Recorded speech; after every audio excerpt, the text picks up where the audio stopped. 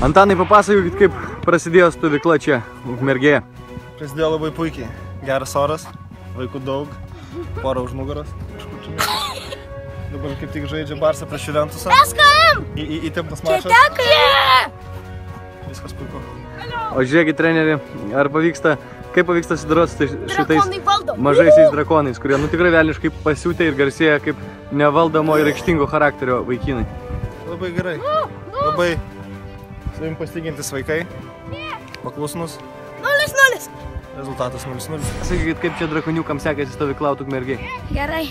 Žaidėm kiekvieną dieną kašį, futbolą. Treniruotės žiauriai sunkios. Bet ką jau padarys? Gal galite papasakoti, kokius išdaigas krečiat? Nežinau, galvoju, kaip jis pasako, kad reikia ateiti, neteinam. Būna taip, kad netvykstat treniruotę? Taip. Pamirštat ar kaip? Taip, miegam. O ką, pas mergas nelakstat vakarais? Nu, aš einu kartais. O kur čia tu randi jų? Nu, yra ten pastatų, kur yra. Stebit Lietuvos rinktinės žaidimą? Jo. Kokį įspūdį palieka komanda?